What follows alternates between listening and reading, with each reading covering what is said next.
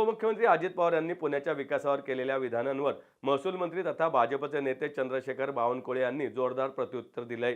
पुणे शहरात गेल्या काही वर्षात मोठा बदल झाला असून केंद्र व राज्य सरकारच्या माध्यमातून अभूतपूर्व विकास झाला आहे, हे अजित पवार खासगीतही मान्य करतील असा दावा बावनकुळे यांनी पत्रकार परिषदेत केलाय। पिंपरी चिंचवडमध्ये भाजपच्या काळात झालेल्या विकास कामांची सविस्तर यादी आपण अजित पवार यांना पाठवणार असल्याचे त्यांनी सांगितले। भाजपचे नाव घेऊन टीका करण्याचे कर्तृत्व अजित पवार यांनी दाखवू नये असे मत त्यांनी व्यक्त केले।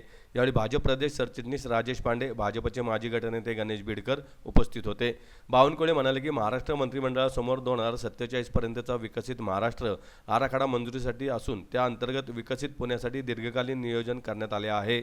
पुणे शहराला केंद्रस्थानी ठेवून मेट्रो जाळ्याचे विस्तारीकरण, पर्यावरणपूरक व्यवस्था, सक्षम सार्वजनिक वाहतूक, समान पाणीपुरवठा, रस्ते विकास, नदी सुधार प्रकल्प, पुरंदर विमानतळ विकास, भूमिगत सांडपाणी व्यवस्था, झोपडपट्टी पुनर्वसन, स्मार्ट शाळा, समाविष्ट गावांचा विकास, गुंठेवारी नियम सुलभ करणे, अनधिकृत बांधकामे अधिकृत करणे आणि प्रत्येक घराचे मॅपिंग अशा विविध योजना राबवण्यात येणार असल्याचे त्यांनी स्पष्ट केले। विधानसभा व नगर परिषद निवडणुकात जनतेने भाजपला भरभरून मतदान केले असून आगामी महापालिका निवडणुकीतही भाजपला 51%हून अधिक मते मिळतील असा विश्वास बावनकुळे यांनी व्यक्त केला। विकास म्हणजे देवेंद्र फडणवीस आणि देवेंद्र फडणवीस म्हणजे विकास हे समीकरण जनतेच्या मनात निर्माण झाले आहे असेही ते म्हणाले। 2017चं पुणे जर बघितलं, आणि मला बघायची गरज नाही, तुम्ही गुगलवर MRCAC वर बघा, 2014 पूर्वीचं पुणे, देवेंद्र फडणवीसचं सरकार आल्यानंतरचं पुणे, 2017च्या महानगरपालिकेनंतर काय काय पुण्यामध्ये डेव्हलपमेंट झालं, आणि मागच्या 5 वर्षाचा विचार केला तर MRCAC सांगेल, गुगल मॅपिंग सांगेल तुम्हाला पुण्यामध्ये काय बदल झालेत। आणि त्यामुळं निवडणुकीच्या काळात असं बोलावं लागतं विरोधी पक्ष म्हणून, पण अजितदादाही खाजगी हे सांगतील की पुणे हे बदललेलं आहे, कारण अजितदादांनी जेवढ्या विकासाच्या बैठकीत सभेत सहभाग घेतला आहे, म्हणजे प्रधानमंत्री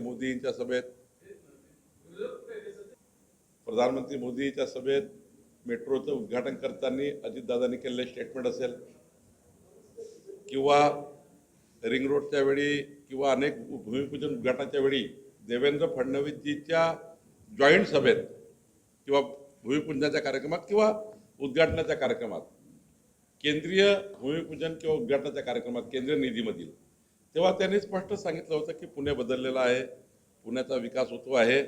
कधी नव्हे झालेला विकास हा प्रधानमंत्री मोदीच्या सरकारने केला आहे, देवेंद्रजीचं सरकार करताय, हे त्यांनी अनेकदा मान्यच केलं आहे।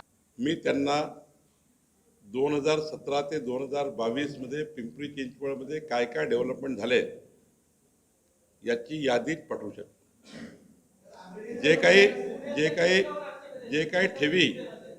काही ठेवी त्यांनी काढल्या असतील किंवा जो काही इन्व्हेस्टमेंट केला असेल, केंद्र सरकारच्या योजनेला काही शेअरिंग करायचं असतं, कॉस्ट शेअरिंग, राज्य सरकारची योजना घ्यायची असेल तर कॉस्ट शेअरिंग करावं लागतं, तिथल्या जे काही ठेवी वगैरे असतील त्या काही सरसकट बाहेर काढल्या नाही आहे। कॉस्ट शेअरिंग द्यावी लागतं योजनांना, 40%, 60%, 30%, 40% त्या योजनाचं कॉस्ट शेअरिंग आहे। पण मला एवढंच म्हणायचं आहे की अजितदादांनी भारतीय जनता पक्षाचं नाव घेऊन अशा पद्धतीची टीका टिप्पणी करण्याचं कर्तृत्व करायला नको पाहिजे होतं। मी अजितदादांना सल्ला देण्या इतका मोठा नाही, पण समन्वय समितीचा मी एक सदस्य आहे, 6 सदस्याची समन्वय समिती, ज्यामध्ये तिन्ही पक्षाचे समन्वय करून कसंही सरकार चालेल, कसं त्या ठिकाणी महायुती चालेल असा निर्णय होतो। त्या बैठकीमध्ये सहजपट निर्णय झाला आहे की महायुतीच्या कुठल्याही नेत्यांनी, कुठल्याही मंत्र्यांनी, आमदार खासदारांनी, लोकप्रतिनिधींनी मित्र पक्षावर कुठलेही मतभेद आणि मनभेद होणार नाही अशी टीका करायची नाही। मला अजितदादाकडनं महायुतीतल्या समन्वय समितीत झालेल्या एकंदरीत निर्णयाची ते या पद्धतीने ते बोलणार नाही असं मला वाटलं, पण पण ठीक आहे. पण माननीय मुख्यमंत्री देवेंद्र फडणवीसजींनी कायम हा आमचा महायुतीचा निर्णय त्यांनी अंमलात आणला. नगरपालिकेच्या संपूर्ण निवडणुकीमध्ये आणि महानगरपालिकेच्या निवडणुकीमध्ये कुठेही माननीय मुख्यमंत्री देवेंद्र फडणवीसजींनी अजितदादाच्या पक्षावर, एकनाथ शिंदेजीच्या पक्षावर किंवा व्यक्तीबद्दल आणि विरोधी पक्षावर सुद्धा कुठेही त्या ठिकाणी आगपाखड केली नाही, टीका टिप्पणी केली नाही. आता जे लोक आमच्यावर टीका टिप्पणी करतायत तिथे आपण गेलो तर मग खूप पानं मागे आहेत. त्यामध्ये आता काही तिथे जाण्याची कुणाची इच्छा नाही. पण मला असं वाटतं की निवडणुकीमध्ये पुढच्या काळात अजितदादांना विनंती आहे, एकनाथजी तर बोलतच नाही या विषयावर, पण अजितदादांना माझी विनंती आहे की ते महायुतीचे महत्त्वाच्या 3 घटकामधले महत्त्वाच्या 3 मध्ये प्रमुख नेते आहेत. त्यामुळं त्यांच्याकडनं भारतीय जनता पार्टीवर किंवा मित्र पक्षावर टीका होणार नाही अशी अपेक्षा आहे. नाही, पिंपरी चिंचवडमध्ये ते वेगळ्या रूपात बोलले आणि पुण्यामध्ये ते स्थानिक नेत्याबद्दल बोलतात. मला असं वाटतं अजितदादाची उंची जी आहे राज्यामध्ये ती एवढ्या छोट्या कार्यकर्त्याबद्दल बोलेल असं त्यांनी मला वाटते त्यांच्याकडनं अपेक्षित नाही आहे. ज्यांच्याबद्दल ते बोलले असतील मला तर माहीत नाही.